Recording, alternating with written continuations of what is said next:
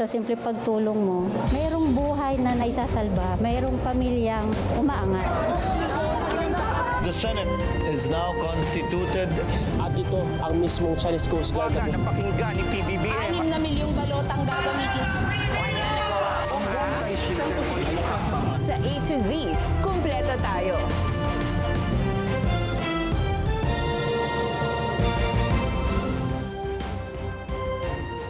Luzon, Visayas, Mindanao at buong mundo. Ngayon ay Huwebes, November 27, 2025. Ako, si Stanley Gahete at ito ang Balitang A to Z. Sunog sa malakihang apartment complex sa Hong Kong, hindi bababa sa 55, patay. 19 na Pilipino workers apektado. Kapit patalim na yan eh. Wala nang mapuntahan eh. Lahat tinuturo na siya eh. Ex-Congressman Saldico, sinungaling ayon kay Agriculture Secretary Francisco Chu Laurel. Pagdawit niko kay First Lady Lisa Marcos sa price cartel ng bigas at sibuyas, itinanggi. Representative Sandro Marcos handang humarap sa pagdinig ng ICI matapos idawit ni Saldico sa budget insertion scandal. Christmas tree na gawa sa recycled materials, tampok sa holiday lighting sa bayan ng Baras. Sa balitang showbiz, ex-PBB housemate Loisa Andalio at ex-hashtag member Ronnie Alonte ikinasal na. At Philippine Bet Mirna Isguera itinanghal na 4th runner-up sa Coronation Night ng Miss International 2025 sa Japan. Magandang gabi, ang pinakamalaking balitang tinutukan natin ngayon. Mahigit 50 tao na ang kumpirmadong patay at halos 300 ang nawawala sa malawakang sunog sa isang apartment complex sa Hong Kong. Ayon sa Overseas Workers Welfare Administration, hindi bababa sa 19 na Pilipino ang apektado sa sunog. Arestado naman ang 3 empleyado ng isang construction company dahil sa posibleng manslaughter kaugnay sa sunog. Narito ang ating Balitang A to Z.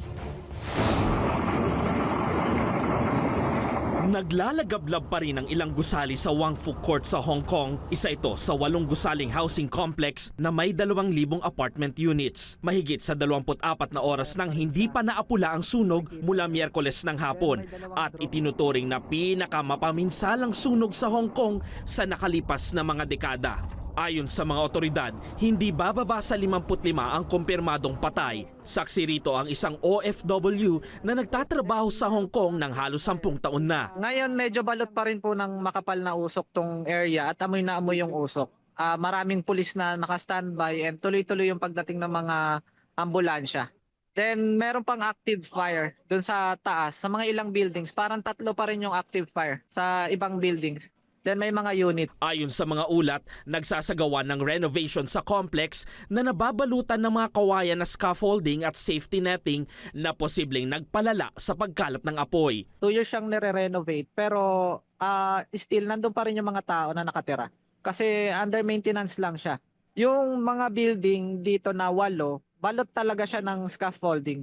Kasi usually yun naman talaga yung ginagamit ng Hong Kong, yung bamboo scaffolding. Ayon sa isang building expert, kumalat ang apoy sa 32 palapag sa loob lamang ng 5 minuto. Inaresto ng pulisya ang 3 construction company employees at iniimbestigahan sa kasong manslaughter dahil sa umano'y kapabayaan na nagpalala sa sunog. Karaniwan sa mga residente sa naturang complex ay senior citizens, edad 65 pataas. Sabi ng maraming residente, wala silang narinig na fire alarm kaya kinailangan nilang kalampagin ang mga kapitbahay. Patuloy ang search and rescue operations sa halos 300 residenteng nawawala pa rin. Kinumpirma ng Philippine Overseas Workers Welfare Administration o OWA na hindi bababa sa 19 na Pilipino ang apektado sa sunog. Nasa ospital ang isa sa mga OFW kasama ang kanyang employer at isang sanggol. Ayon sa OWA, kabilang sa mga problema ng mga residenteng Pinoy ngayon ay ang kanilang nasunog na passport at employment contract.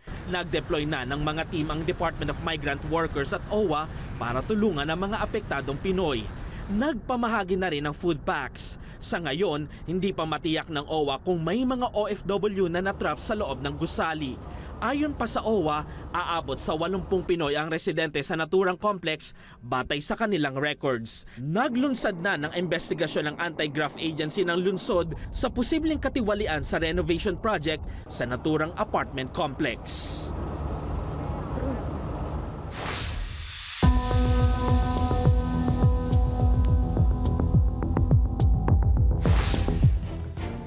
Tinawag ni Agriculture Secretary Francisco Chu Laurel na kapit sa patalim si dating Congressman Zaldico matapos nitong akusahan si First Lady Liza Araneta Marcos na nasa likod umano ng price cartel ng bigas at sibuyas.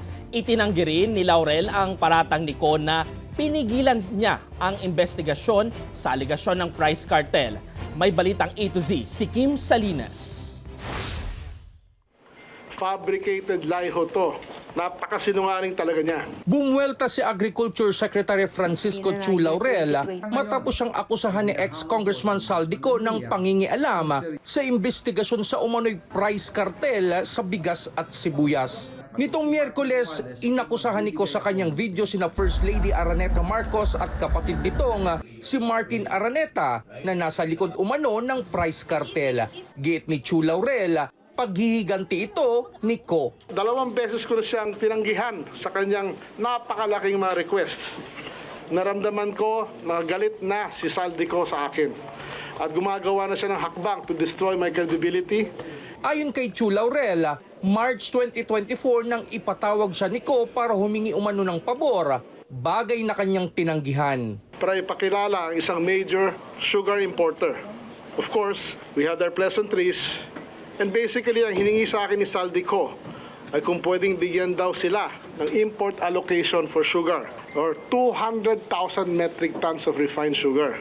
Itinanggi rin ng kalihim ang pagdawit ni Ko sa unang ginang at sa kapatid nito. Hindi rin totoo na involved si Martin Araneta sa onion importation or any smuggling or importation issue. 2 taon na ho ako dito sa opisina ko, kahit isang beses ho walang binigay o walang request sa akin si Martin Araneta. The First Lady has never meddled in any DA matters. Hindi kailanman nakialam ang ating First Lady. Ayon sa kalihim, desperado na umano si Ko. Kapit patalim na yan eh. Wala nang mapuntahan eh. Lahat tinuturo na siya eh. So siguro ang concept niya, kung ako'y babagsak, sama-sama na tayong lahat. Kahit yung mga inosente. Inihahanda na ng kalihim ang pagsampa ng kasong cyber libel laban kay Ko. Para sa Balitang A to Z, Kim Salinas. Mariing itinanggi ni Atty. Ruy Rondain, abogado ng dating kongresista na si Zaldico, ang umano'y pagtatangkang pambablackmail kay Pangulong Ferdinand Marcos Jr. Ito'y matapos lumabas ang balitang kakanselahin na ang passport ni Zaldico.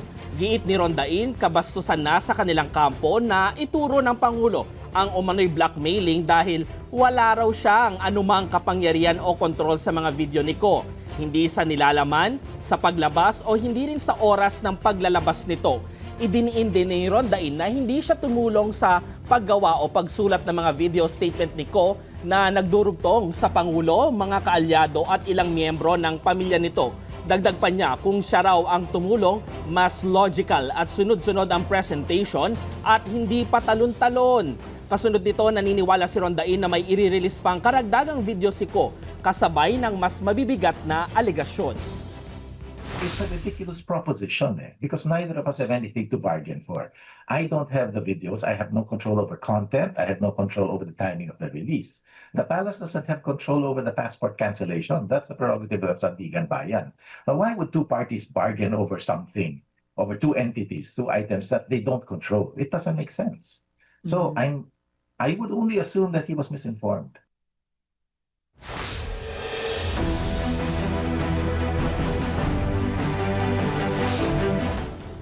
Biniro ni Pangulong Ferdinand Marcos Jr. si Manila Mayor Isko Moreno na siya na ang mag-in-charge sa National Housing Projects matapos makapagpatayo ang Maynila ng mahigit 200 housing units sa loob lang ng 3 buwan. Ayon kay PBBM, panaginip lang sa pamahalaan, maging sa National Housing Authority at Department of Human Settlements and Urban Development ang ganitong kabilis na konstruksyon. Pinuri din ni Marcos ang pagbubukas ng San Lorenzo Residences sa Santa Ana na may PhilHealth office, swimming pool at 2-bedroom units para sa government workers. Giit pa niya, mahalaga ang socialized housing na may kumpletong serbisyo at mabilis ang pagkakatayo. Kinumpirma naman ni Dumagoso na ang 15 billion peso loan ng Maynila na para sa dozen housing at education projects ay bayad na ng mahigit 30% bago ang pandemya. Pero nilinaw ni Isko na biruan lamang ang job offer ng Pangulo. Ngayon, ano lang yun, biro lang niya. Pero we'll be happy to share the idea when it is horizontal housing, which nakita niya sa Baseco, or vertical housing. Tiniyak ni Bureau of Internal Revenue Commissioner Charlito Martin Mendoza na pananagutin ang sinumang empleyado na sangkot sa umano'y pang-aabuso ng Letters of Authority o LOA. Ito'y matapos hilingin ni Senator Erwin Tulfo sa Senate Blue Ribbon Committee na imbestigahan ang umano'y money-making scheme sa BIR base sa mga reklamo ng iba-ibang kumpanya. Ayon kay Mendoza, maliwanag ang utos ng Pangulo at ni Finance Secretary Frederick Go na imbestigahan at panagutin ang mga kawani ng BIR na sangkot sa extortion o pang-aabuso sa LOA. Nanawagan din siya sa mga apektado taxpayers na maghain ng formal na reklamo at dumiretso sa kanya kung kinakailangan. Maliwanag po ang direktiba ng ating Pangulo at maging ng ating Secretary of Finance na si Secretary Frederick Go na imbestigahan at papanagutin kung meron mang mga kawani ng BIR na totoo ngang involved sa extortion o pang-aabuso sa paggamit ng LOA. Kaya nga po, yun din ang panawagan ko sa mga stakeholders natin, sa mga taxpayers natin na nakaranas ng pang-aabuso o panggigipit ng mga taga-BIR na lumapit sa amin, sa akin mismo, diretso sa LOA.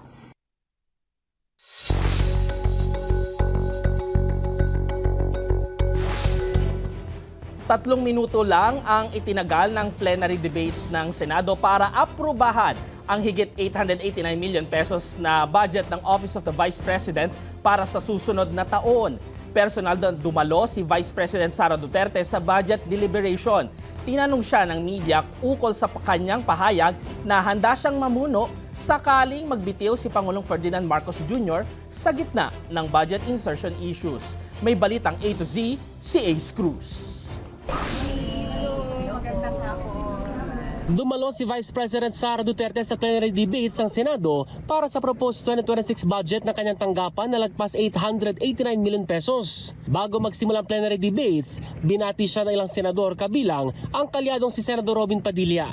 Sa tuwing may dadating na kalamidad, kalungkutan, kamatayan, naandyan po lagi ang ating pangalawang Pangulo upang makiramay, tumulong, kahit saan pong lupalop sa Pilipinas. Itinaas ng Senado sa 889 million pesos ang OVP budget kumpara sa inaprubahan ng Kamara na 733 million pesos. Walang senador na kumesyon dito sa plenaryo. There being no other reservation for interpellation, I move to close the period of interpellation on the budget of the Office of the Vice President. The budget of the Office of the Vice President is hereby deemed submitted.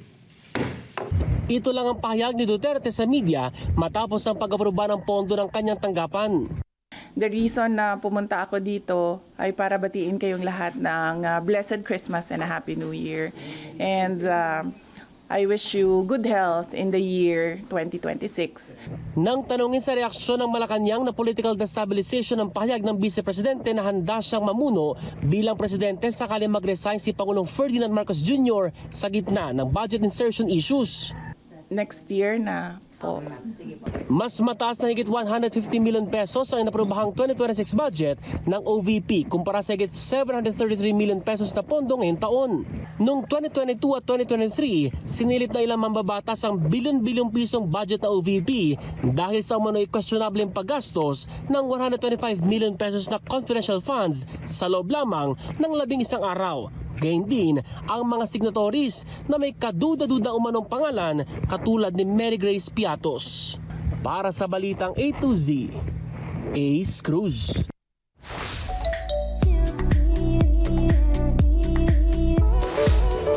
The The secret is out. Nireveal na sa publiko na si What Lies Beneath star Sue Ramirez bilang newest calendar girl for 2026 ng isang liquor brand nitong Miyerkules, November 26. Sizzling hot nga si Sue, suot ang kanyang fairy red dress na talaga namang lalong nagpainit ng stage. Bukod dyan, pasabog rin ang aurahan ni Sue sa mga inilabas na upcoming poster para sa 2026 calendar ng naturang brand. Nito lamang Oktubre, si Sue rin ang itinalagang muse ng PBA team na kumatawan sa nasabing brand na pinasikat rin dahil sa dami ng mga tagahanga. Cheers to you, Sue! Susunod, Representative Sandro Marcos handang humarap sa pagdinig ng ICI kaugnay ng flood control anomalies. ICI bukas sa pag-imbita sa mambabatas. At sa balitang showbiz, Loisa Andalio at Ronnie Alonte ikinasal na. Abangan ang kompletong ulat sa pagbabalik ng Balitang A to Z.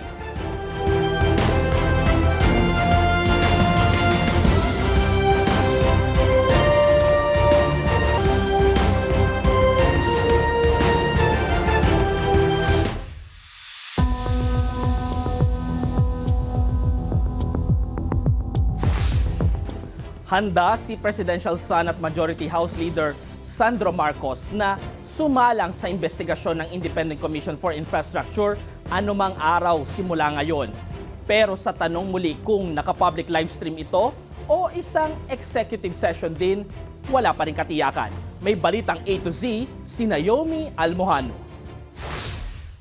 Matapos idawit ni dating Ako Bicol Representative Saldico sa insertion sa 2025 national budget, sinabi ni House Majority Leader at Ilocos Norte Representative Sandro Marcos ngayong Huwebes ng umaga na handa siyang humarap sa pagdinig ng Independent Commission for Infrastructure kung iimbitahan. Sa kanyang sulat sa komisyon, sinabi ng Presidential Son na nire-respeto niya ang tungkulin at trabaho ng ICI para panagutin ang mga sangkot sa flood control corruption. Kaya aniya, wala siyang pagdadalawang isip at handang sagutin ang mga alegasyon para bigyan linaw ang mga kakailanganin pa sa pag-usad ng investigasyon. Bukas naman ang komisyon para dito. The commission this morning, nakatanggap kami ng sulat galing kay Congressman Sandro Marcos expressing his willingness to appear before the ICI. Naghihiring sila. They would have to convene and decide on when the congressman will be available or for a hearing. Paglilinaw naman ng ICI, hindi impluwensya ng mga pahayag ni Ko ang pag-imbita sakali nila kay Sandro, kundi dahil sa mismong sulat ng mambabatas. Nang tanungin naman kung isa sa publiko ng pagdinig kay Sandro sakaling matuloy o executive session na naman gaya ng mga naunang mambabatas. Well, right now, if you read the request of Congressman Sandro Marcos, it was not stated there. So based on our rules, unless there's a formal request for an executive session, the default will be live streamed. Samantala, sa kabila ng pangakong transparency ng komisyon sa pamamagitan ng live streaming, executive session o closed-door hearing na naman ang ginanap ngayong Huwebes sa ika-6 na pagkakataon para sa 2 pang idinawit ng mag-asawang Diskaya sa flood control mess. Sina Quezon City 6th District Representative Victoria Marivic Copilar at 5th District Representative Patrick Michael P.M. Vargas. Hindi na humarap sa media si Copilar habang hindi naman na nagpa-interview sa naganap na pagdinig at kinasasangkutang issue si Vargas. Pero ayon sa pahayag ni Vargas sa isang Viber message, voluntaryo anya siyang dumalo sa pagdinig para ipakita ang mga patunay na walang Diskaya projects at ghost projects sa kanyang distrito. Gayon din ang pagbibigay aniya niya ng impormasyong maaaring makatulong pa sa komisyon. Para sa Balitang A to Z, Naomi Almohano. Inihahanda ng Ombudsman ang malawakang investigasyon sa Kamara dahil sa umano'y mahigit 10% ng 318 members ng House of Representatives ang posibleng sangkot sa flood control controversy. Iniulat ito ni Ombudsman Jesus Crispin Remulla matapos irekomenda ng DPWH at Independent Commission on Infrastructure ang paghahain ng plunder at graft charges laban kay dating Ako Bicol Representative Zaldico at 7 pang mga mambabatas na umano'y konektado sa mga kontratista ng infra projects. Tinawag niya itong low-hanging fruit at asahan daw na lalawak pa ang investigasyon. Sinabi din ni Remulla na mabigat ang proseso dahil may mga nawawalang pagkakaibigan at mismong pamilya niya ay naaapektuhan. Pero giit niya, obligasyon ng tanggapan na ipatupad ang batas. Makikipagpulong din siya kay Speaker Faustino Boji III para maiwasan ang pagkaantala sa legislative work ng Kamara. Nauna nang ipinag-utos ni Remulla sa Bureau of Immigration na ilagay sa Foreign Travel Restriction Order ang 77 na individual, kabilang ang ilang mambabatas na kasalukuyang sinisilip ang posibleng pananagutan sa flood control anomaly. Inutusan ng Sandigan Bayan 5th Division si Senator Jinggoy Estrada na magpasa ng kumpletong requirements para sa kanyang hinihiling na pagbibiyahe sa abroad. Binigyan ng 5 araw ni Associate Justice Hener Hito ang kampo ni Estrada para isumite ang itinerary, hotel booking, authority to travel at affidavit of undertaking. Nauna nang naghain ng mosyon si Estrada para payagan siyang magtungo sa Japan mula December 26 hanggang 31 at sa Norway, Iceland at Austria mula January 5 hanggang 15. Tutol naman ang prosecution na iginiit na kasama si Estrada sa Immigration Lookout Bulletin Order kaugnay ng umano'y flood control anomaly. Habang dumalo si Estrada sa hearing gamit ang video conference, lalo't nananatili siya na may kinakaharap na plunder at graft charges dahil sa umano'y pag-abuso sa pork barrel scam. Ibinunyag ni Senator Joel Villanueva ang nakababahalaan niyang pagtaas ng nasasayang na healthcare products matapos umanong umabot sa mahigit 11,600% ang spike o pagtaas mula 2020 hanggang 2023 sa gitna ng DOH budget deliberation sa Senado. Batay sa audit reports, 95 billion pesos ang wastage o nasayang noong 2020 habang mahigit 85 billion pesos noong 2021. Hanggang sa tumalo nito sa 7.4 billion pesos noong 2022 at sumabog sa 11.186 billion pesos ang nasayang na gamot at health commodities pagsapit ng 2023. Kinuwestiyon ni Villanueva kung paano mapipigilan ang ganitong pagkalugi na bahagi ng public funds at mahalagang gamot dapat para sa mga Pilipino. Tugon naman ni Health Budget Sponsor Senator Pia Cayetano, ang malaking pagtaas noong 2023 ay dahil sa natambakan na COVID-19 supplies. Habang sinabi ng DOH na pinapalakas na nito ang asset at supply chain management para mas mabilis at efficient na maipamahagi ang mga commodities at maiwasan ang wastage.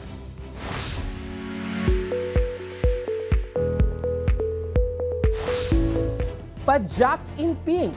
Napuno ng mga biker ang kahabaan ng SM by the Bay nitong Sabado, November 22 sa pagdiriwang ng Padjak Pasay 2025 bilang bahagi ng National Bike Day.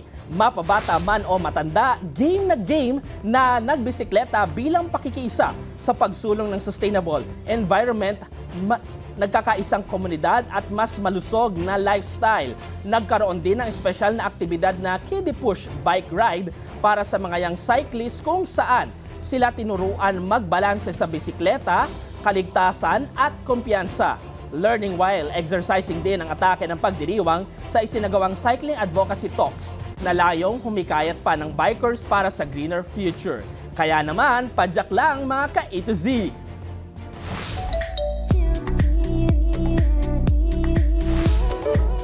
After 9 years, ikinasal na ang kapamilya stars at longtime celebrity couple na sina ex-PBB housemate Loisa Andalio at ex-hashtag member Ronnie Alonte.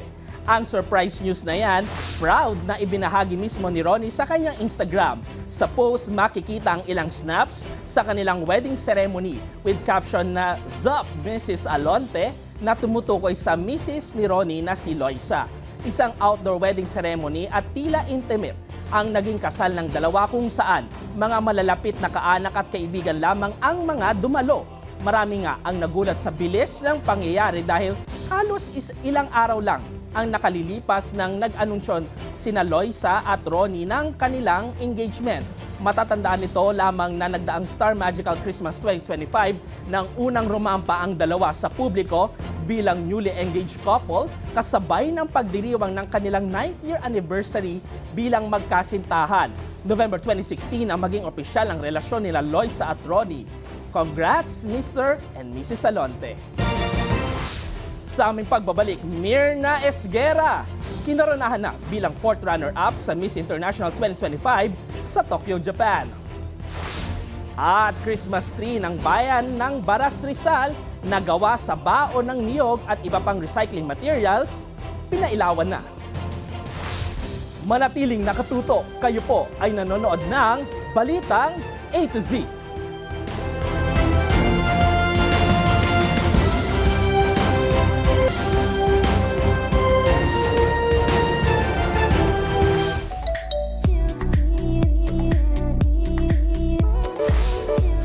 Itinanghal bilang 4th runner-up ang pambato ng Pilipinas na si Myrna Esguerra sa kanyang naging laban sa Miss International stage ngayong Huwebes. Ang kanyang pasabog na moves at winning answers sa Balitang A to Z Showbiz ni Lane Garcia.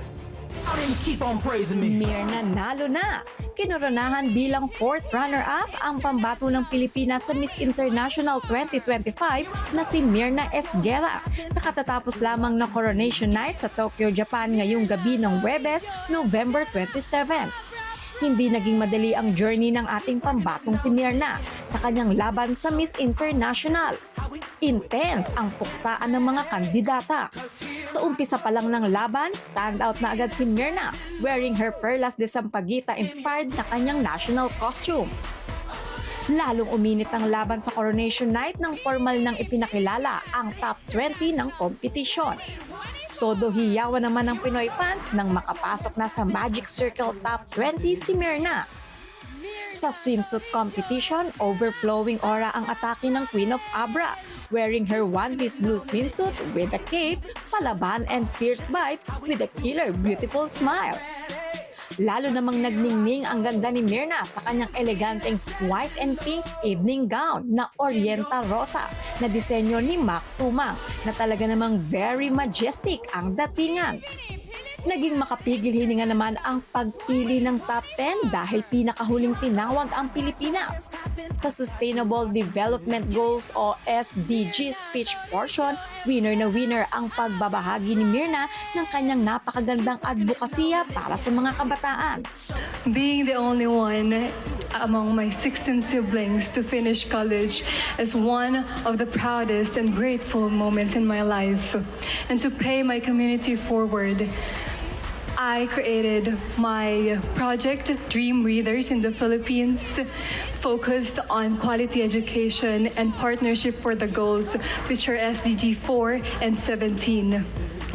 Because I hope to see every children stand tall like Mount Fuji and to ensure that no child will ever suffer the same way that I do. Sa huling pagpili, nagawa ni Myrna makapasok sa top 5 at matagumpay na humarap sa Q&A. Dala ang full of confidence at para ibahagi ang natutunan niya sa pagsali sa Miss International. Miss International taught me to be selfless, and it taught me the value of having friends from all around the world.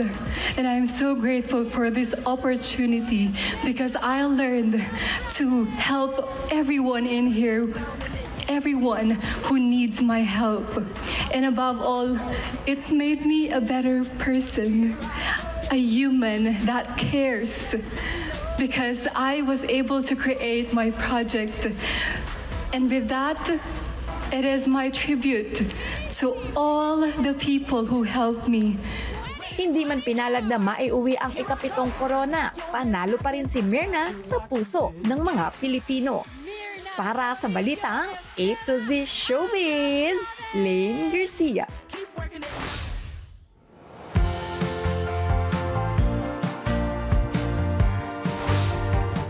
Kakaibang Christmas tree na gawa sa baon ng niyog at ibang recycling materials tampok sa Christmas lighting sa bayan ng Baras Sa Rizal, solid waste recycling truck binuksan na rin para sa mga basura na gagawing bricks at mapapakinabangan ng kanilang mga barangay. Kaya Rizal Governor Nina Henares pinapurihan ang patuloy na innovation ng naturang bayan. Silipin natin yan sa Balitang A to Z ni Kim Salinas. Hindi nagpakabog ang Christmas tree lighting ng isang bayan sa probinsya ng Rizal dahil ang kanila lang naman na Christmas tree ay gawa sa mga recyclable materials. Hindi ito basta lamang mga papel, plastic o bote na pinagsama-sama, kundi mula mismo sa mga baon ng niyog na basura na sa kanilang palengke pero napakinabangan pa. Ang ginawa po natin para hindi po siya mamaho ay ni-recycle po natin at pinakita po natin na ang mga basura po talaga ay meron pong magiging pakinabang. Yung ribbons po ay tarpaulins po yan na ating pininturahan po. Yung ating pong mga bulaklak po ay galing po yan made of plastic bottles po yan na ating pong finorm as flowers. Talagang ang bumuo ng kanilang giant Christmas tree ay baon ng niyog na hindi mo aakalain na upcycled ang mga ito. Kaya kahit bumuhos ang ulan sa gitna ng programa ay hindi nagpatinag ang mga tao na dumayo pa. Enjoy kahit umuulan. Blessing yung ulan. Kasi recycle, hindi siya pinaggastusan. Recycle lahat. Maging mismong gobernadora ng lalawigan ng Rizal na bumisita sa lugar ay napahanga sa obra ng kanilang Christmas tree. I continue to be amazed dahil nag-i-innovate. Paiba na talagang mas nagiging creative ang mga bawat bayan, nagiging competitive. Kamukha dito, mga nyog, yung ginagawang bunot, bao, nagawang Christmas tree. Dahil sa patuloy na panata ng probinsya ng Rizal at kanilang mga bayan na nasasakupan sa pangangalaga sa kalikasan, ay binuksan na rin ng Baras LGU ang kanilang solid waste recycling truck. Pinasinayaan ito mismo ng kanilang gobernadora at punong bayan, saksi ang mga residente ng Baras. Mga plastic na pwede namin gawing bricks at itong truck na ito pupunta sa barangay at nakahanda naman ng mga kabarangay natin at sila yung mismong kikilos at sila yung mismo magtutulong-tulong. Pakiusap lamang ni Mayor Willie ang tuloy-tuloy na kooperasyon ng kanilang mga residente dahil sila rin mismo ang makikinabang nito sa huli. Yun naman mga plastic na ihahalo gagawin sa bricks natin at yun ay gagawin ng mga barangay kapitan sa kanilang barangay, sa mga pathways. Katapat lang nito, konting simento, konting buhangin, ihahalo lang yung mga na-recycle. So magiging maayos at mababawasan ang basura na pwedeng basura na pakinabangan pa natin. Paanyaya ngayon nila sa mga karatig bayan at syudad sa Kamaynilaan na tara na sa Magandang Baras! Merry Christmas and Happy New Year! Para sa Balitang A to Z, Kim Salinas. Kung kayo ay may kwentong kakaiba, mga kwento ng pag-ibig o storya ng inspirasyon at pag-asa, maaari nyo itong ibahagi. Sumali sa ating Facebook group na Balitang A to Z. Panoorin ang replay ng ating programa at sundan ang ating social media pages. Hanapin lamang ang Balitang A to Z. Ang ating pabaong quote of the night ngayong Webes ay mula sa isang kilalang Amerikano, philosopher at inventor na si Benjamin Franklin. Sabi niya, maging mapanuri sa maliliit na gastos dahil kahit maliit na tagas ay maaring makapagpalubog ng isang malaking barko. At yan ang mga balita at impormasyon, mga kwentong may dalang inspirasyon na tinutukan ng Balitang A to Z. Tuloy-tuloy pa rin ang pagpapailaw ng mga naglalakihang Christmas trees sa iba-ibang bahagi ng mga syudad. Mayroon na lamang tayong 28 days bago ipagdiwang ang Pasko. Sa ngalan po ni Barbie Mulak, ako si Stanley Gahete. Maging maalam, makialam. Magandang gabi, Pilipinas!